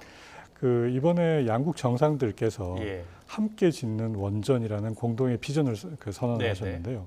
이게 그 원전 생태계를 이 설계 단계부터 시공, 그다음에 나중에 이 방패물 관리 같은 이런 원전의 전 주기에 관련해 가지고 양국의 원전 생태계를 같이 만들어서 이번에 두코바니에 이제 새로 짓는 원전을 같이 만드는 것뿐만이 아니라 이걸 기반으로 해서 지금 글로벌 시장에서 원전 르네상스라는 얘기가 있는데요. 예. 이런 원전 르네상스의 양국의 원전 산업이 같이 성장을 하자라는 그렇군요. 비전을 제시했습니다. 방사성 폐기물 관리까지 같이. 그렇습니다. 그런 전 주기에 걸쳐서 같이 협력하는 그런 다양한 방안을 강구했습니다. 알겠습니다. 그럼 최재원 계약 가능성에는 문제가 없을까요? 네, 저희가 뭐 좋은 결과 있을 거라고 믿고 있고요. 예. 제가 반드시 성사시키도록 최선을 다하겠습니다. 예. 지금 목리를 부리고 있잖아요. 미국 웨스팅하우스가. 그래서 지금 많은 국민들이 걱정하고 있는데요. 이 부분은 문제가 없을까요? 기업들 간에 뭐 지재권 소송이 좀 있습니다. 근데 보시면 예를 들어 이제 삼성, 애플 같은 경우에 예. 지재권 소송을 하지만 지적재산권. 네, 지적재산권의 예. 소송이 있지만 그 아이폰에 보면은 삼성의 반도체가 잔뜩 들어 있습니다. 네. 그래서 기업들 간에는 이런 분쟁이 있는 부분도 있지만 예. 이게 이제 잘 원만하게 합의가 되면 또 같이 협력할 수 있는 부분이 많이 있습니다. 웨스팅하우스가 원천 기술이 자기 회사 거다. 그래서 안 된다라고 했던 거잖아요. 지금 그래서 이제 예. 그런 부분에 대해서 이런 지적재산권의 효력이 어느 정도까지 있는지 이런 예. 부분에 대해서 지금 이제 소송이 있는데 저희가 이걸 소송으로 푸는 것보다는 예. 좀 원만한 좀 건설적인 대안이 어떤 게 있을 수 있는지 이제 찾고 있는 걸로 알고 있고 그래요? 예. 한국과 미국의 정부도 지금 이 원자력 분야에 협력을 해서 네. 양국의 원전 산업이 같이 이 전 세계 지금 원전의 수요가 폭증하고 있는 상황에서 예. 같이 협력을 해야 된다는 데서 공감대를 가지고 있습니다. 그래서 그렇군요. 양국 정부가 적극적으로 지금 지원하고 협력을 하고 있습니다. 소송까지 가지 않고 원만한 합의가 이루어질 가능성이 높다는 겁니까? 그럴 수 있도록 지금 양국 정부가 긴밀하게 협의를 하고 있습니다. 예. 그런가 하면 야당에서는 덤핑 가격을 제시했다 이러면서 원전 수주의 경제성 문제를 지적하고 있는데요. 이 부분에 대한 정부의 입장은 어떻습니까? 정말 근거가 없는 낭설이고요. 지금 이 최종 계약을 해야 되는 아주 민감한 시기이기 때문에 예. 국익에도 상당히 해가 되는 주장입니다. 사실 이 덤핑 얘기가 나왔던 거는 예. 우리나라의 이 원전 산업의 경쟁력이 그만큼 높다라는 거를 표현하는 걸로 나왔었던 얘기를 예. 왜곡을 해서 갑자기 우리가 덤핑 수주를 했다라고 지금 주장을 하고 있는데 예. 전혀 근거가 없는 얘기고요. 오히려 끝나고 나서 체코 현지뿐만이 아니라 예. 프랑스 현지 언론들도 이 수주 입찰 가격에는 큰 차이가 없다라는 보도가 많이 나왔습니다. 예. 그래서 가격 차이는 거의 없었던 걸로 알고 있고 예. 오히려 우리 한국의 시공 능력, 이 시간을 맞추어서 제대로 시공을 할 수 있는 그 신뢰성이 있는 예. 그 역량에 대한 부분이 이번에 아마 우리가 입찰을 따게 된 가장 큰 부분이라고 생각을 하고 그렇군요. 저희는 경쟁력 있는 이 체코의 그 기업들을 같이 잘 활용을 해서 예. 이번 이 사업을 성공적으로 꼭 만들 수 있도록 최선을 다할 계획입니다. 예, 지금 프랑스 원전 회사와 경쟁을 통해서 우리가 이제 수주를 한 거 아니겠습니까? 그 당시 때는 근데 그 가격 경쟁력이 높다라는 평가도 많았었거든요. 그렇습니다. 예. 네. 그래서 우리의 그 가격 경쟁력이나 사업 관리 능력, 시공 능력을 전반적으로 판단을 했을 때, 예. 이 건설 단가를 이제 국제 원자력 협회에서 한번 네. 비교를 해봤는데. 굉장히 이제 총체적인 그 추정치이긴 하나, 네. 그 추정치가 프랑스보다 저희가 월등하게 낮았기 때문에 예. 이제 이만큼 한국의 이런 시공 능력이 뛰어나다라는 것을 표현하는 네. 차원에서 이제 이게 거의 덤핑 수준의 이런 예. 능력을 갖고 있는 나라다라고 표현했던 거를 지금 덤핑 가격이라고 오히려 야당에서 이제 우려하는 것은 어느 정도 수익성을 확보해야 되는데 그렇습니다. 수익성을 확보하지 않고 헐값에 한 것 아니냐라는 거예요. 예. 지금 그 예상 사업비가 2기에 24조 원으로 잡혀 있습니다. 예. 지금 우리나라 신한울 3, 4, 5기 2기에 12조가 조금 안 되는 금액입니다. 네. 그래서 사업비 자체가 굉장히 많이 지금 충분히 잡혀 있는 상황이고 실제로 단가가 이렇게 낮기 때문에 상당히 우리는 경제성 있게 잘 관리할 수 있다고 믿고 있습니다. 알겠습니다. 네, 좋은 결실을 맺었으면 좋겠는데요. 이번 원전 수주를 계기로 국민들이 체코라는 이 나라에 대해서 관심이 많아진 것 같아요. 체코가 가지는 중요성 어떻게 보세요? 체코 나라가 유럽을 들어가는 아주 중요한 그 산업의 교두보이자 거점입니다. 예. 지금 우리나라는 현대자동차나 넥센타이어 같은 이런 주력 기업들이 그 유럽 시장을 진출하는 핵심 거점으로 지금 활용을 하고 있는데 예. 약 한 100여 개 기업들이 진출을 해 있는 상황이고요. 네. 그 전통적으로 그 정밀 기계, 방산과 같은 이런 제조업 분야에 강점이 있는 국가입니다. 예. 그래서 작은 국가이지만 그 상당히 개방적인 수출 지향적인 경제를 가지고 있어서 우리와 상당히 산업적으로 보완이 되는 국가입니다. 예. 그래서 이번에 같이 이 산업 협력을 해서 산업 생태계를 같이 키워나가는 아주 좋은 산업 파트너로 여러 가지 그 협력할 수 있는 플랫폼을 구축하고 왔습니다. 원전 산업뿐만이 아니라 다양한 산업, 우리나라가 강한 반도체라든지 정밀기계, 자동차, 첨단 산업, 예. 미래차 같이 다 협력한다는 그렇습니다. 거예요? 그렇습니다. 우리나라 주요 기업 CEO들도 많이 갔던 것 같은데요? 그렇습니다. 이번에 저희가 그 비즈니스 포럼 계기로 예. 양국의 대표 기업들이 다 참여를 했는데요. 네. 한 500여 기업 대표가 참여를 했고, 그다음에 또 그 에너지 산업 분야에서는 저희가 산업 에너지 테크 포럼이라는 걸 열어서 예. 이런 전문 기관들이 한 150개 가량 참여를 했었고, 최태원 회장의 모습도 보이네요. 네. 저희 그래서 이런 그 모든 산업계 대표가 이제 총 출동을 해가지고 네. 그 체코와 함께 어떻게 앞으로 이 첨단 산업을 같이 발전시킬 수 있을지 예. 여러 가지 깊은 논의를 나눴습니다. 최종 계약은 언제쯤 할 것 같습니까? 원래 내년 3월에 네. 최종 계약을 하게 돼 있습니다. 예. 그래서 지금부터 내년 3월까지 지금 이제 한수원이 발주처하고 하나하나 어떤 기자재와 어떤 이제 업체들을 데리고 이걸 할지 지금 예. 협의를 해 나가는 과정이고요. 내년 3월에 이걸 성공적으로 아까 말씀하신 아주 경제성 있는 좋은 양국이 윈윈하는 모델을 만들기 위해서 노력하고 있습니다. 알겠습니다. 내년 3월에 좋은 소식 전할 수 있었으면 좋겠습니다. 그런가 하면 산자부 장관님 모셨으니까 국민의 최대 관심사 대왕고래. 네. 대왕고래 프로젝트 지금 어떻게 진행되고 있나요? 네, 어제 이제 투자 그 주관사 입찰을 마쳤고요.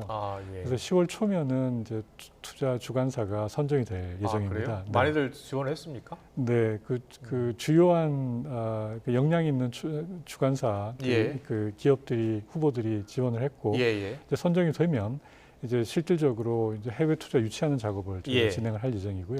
12월 달에는 우리 석유공사가 이제 독자적으로 주도를 해가지고 일단은 1차 시추를 하게 됩니다. 그래요? 예, 그럼 이제 내년에 내년 초에 이제 시추 결과가 나오게 되는데 저희가 지금 예상하기는 내년 상반기에는 그 정밀한 이 시추 결과를 다 분석을 해가지고 설명드릴 수 있을 것 같습니다. 그렇군요. 해외 기업 몇 곳 정도가 관심을 보인 거예요? 지금 뭐 5월, 7월, 9월 해가지고 지금 그 메이저 기업들이 상당히 좀 관심을 보이고 예. 지금 협의를 하고 있습니다. 그래요. 알겠습니다. 그러면 한국석유공사가 또 같이 이제 주관이 돼서 그렇습니다. 그 해외 기업과 함께 하는 거군요. 네. 알겠습니다. 네.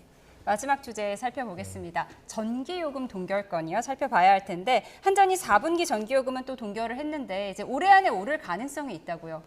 네, 그 이번에 그 동결했다고 하는 전기요금은 사실 연료비 조정 요금이라고 하는 부분이고요.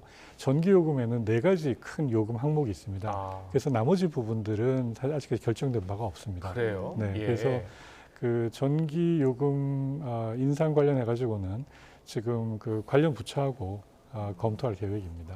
한전이 적자가 심하잖아요. 그렇습니다. 예. 네.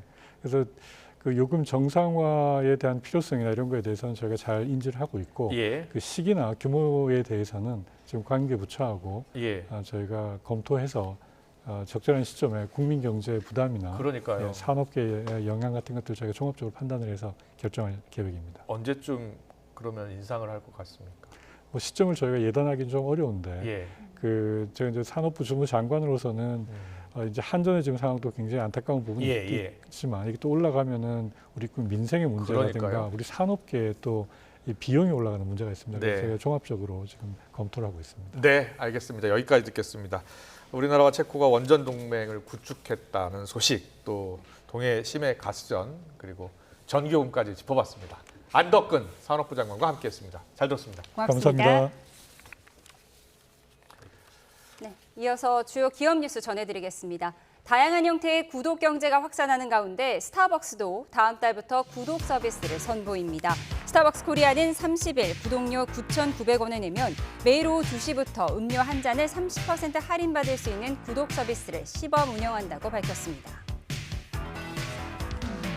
대한항공이 동계 스케줄이 시작되는 다음 달 말부터 동남아 노선을 중심으로 증편을 단행한다고 밝혔습니다.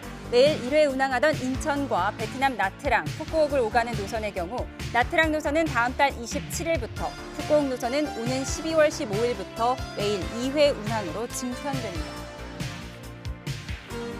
기아는 일본 종합상사 소지츠와 사용자 목적에 맞춰 다양한 형태로 맞춤 제작되는 차세대 전기차 PV 판매 계약을 맺고 2026년부터 일본 PV 모델을 판매한다고 밝혔습니다. 기아는 오는 2030년까지 신차 판매의 30%를 전기차로 전환하겠다는 일본 정부의 정책에 따라 중소형 전기 밴 등에 대한 수요가 증가할 것으로 보고 PV 모델 진출을 결정했다고 설명했습니다. GS건설이 현장 외국인 근로자들과 원활한 의사소통을 위해 AI 번역 프로그램 자이보이스를 개발해 활용에 들어갔습니다. 자이보이스는 담당자가 한국어로 이야기를 하면 음성을 인식하고 중국어와 베트남어 등 120여 개 언어로 동시에 번역돼 문자로 표현됩니다. 이스라엘과 레바논 무장정파 헤즈볼라 간의 충돌이 격화되자 현지에 있는 교민들에게 정부가 재차 출국을 권고했습니다. 이어 혹시 모를 전면전 가능성을 대비해 국민 철수 계획도 염두에 두고 있다고 밝혔습니다. 김대경 기자의 보도입니다.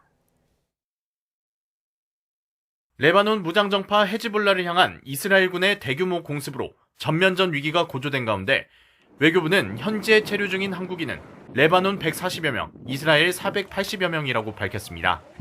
안전에도 이상이 없는 것으로 파악됐습니다. 다행히 아직까지는 우리 교민들의 피해 상황은 전해지고 있지 않고요. 게다가 또 이스라엘이 대규모 공습 전에 우리 교민들뿐만 아니라 레바논 시민들 전체 민간인들에게 굉장히 많은 이와 관련해 김홍균 외교부 1차관은 한 언론사와의 인터뷰에서 현지 상황을 예의주시하며 확정 가능성에 대비하고 있고 유사시 우리 국민의 철수 계획까지 염두에 두고 있다고 밝혔습니다. 외교부도 상황에 따라 공항 폐쇄 가능성도 있는 만큼 가용한 항공편을 이용해 출국할 것을 재차 권고했습니다. 최근 중동 상황을 고려해서 이스라엘 및 레바논에 체류 중인 우리 국민들께서는 가용한 항공편을 이용해서 조속히 출국하여 주실 것을 군 당국도 레바논 현지에 파견 중인 우리 동명부대에는 이번 공습에 따른 직접적 영향은 없다고 밝혔습니다. 다만 혹시 모를 상황을 대비해 부대 방호 태세를 격상한 채 모든 영해 작전은 하지 않는다고 덧붙였습니다. 이스라엘군이 그 유엔군 부대들의 위치를 정확히 알고 있기 때문에 공격할 가능성은 낮다고 보여집니다. 관련 기관들이 현재 상황을 모니터하고 있고 윤석열 대통령도 국무회의 모두 발언에서 중동 상황이 급박하게 전개되고 있다며 우리 기업과 파병부대, 재외국민 안전을 긴급하게 점검할 것을 지시했습니다. 또 우리 경제와 물류에 미치는 영향이 최소화할 수 있도록 필요한 조치를 신속하게 취할 것을 당부했습니다. YTN 김대겸입니다. 네, 제 뒤로 도마뱀 보이시나요? 자동차 경주 트랙에 커다란 도마뱀이 등장했습니다. 화면 보시죠. 포뮬러1 월드 챔피언십이 열리는 싱가포르 마리나베이 서킷입니다. F1 공식 소셜미디어는 트랙을 달리는 이 친구에게 도마뱀이라는 선수명을 부여하고 기록도 쟀습니다. F1 중계진도 시시각각 도마뱀의 상황을 중계했는데요. 직원들이 열심히 쫓아다닌 끝에 도마뱀을 잡을 수 있었고 선수들도 연습을 재개할 수 있었습니다. 긴장했던 선수들 오랜만에 웃음을 터뜨렸다고 하네요.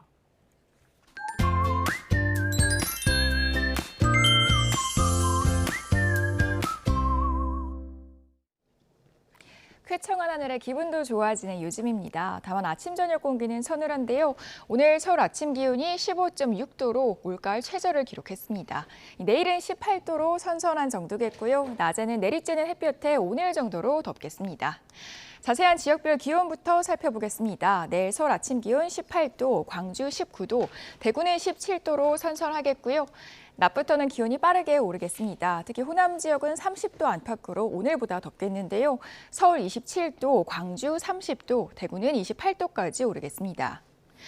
내일은 파란 하늘 기대하기는 어렵겠습니다. 전국 하늘에 구름 많은 가운데 특히 영남과 전남 해안 또 제주도에는 오후부터 약한 비가 지나겠고요. 동해안과 제주도 해안에서는 너울성 파도에 주의해 주셔야겠습니다. 그동안 워낙 더웠던 탓에 아침, 저녁은 쌀쌀하게도 느껴지는데요. 사실 기온은 아직 예년 수준을 웃돌고 있습니다. 이번 달 말까지는 이런 추세가 계속될 텐데요. 특히 주말과 휴일에는 서울 낮 기온도 29도까지 올라가겠습니다. 날씨였습니다. 네, 화요일 뉴스원 여기서 마치겠습니다. 함께해 주신 여러분 고맙습니다.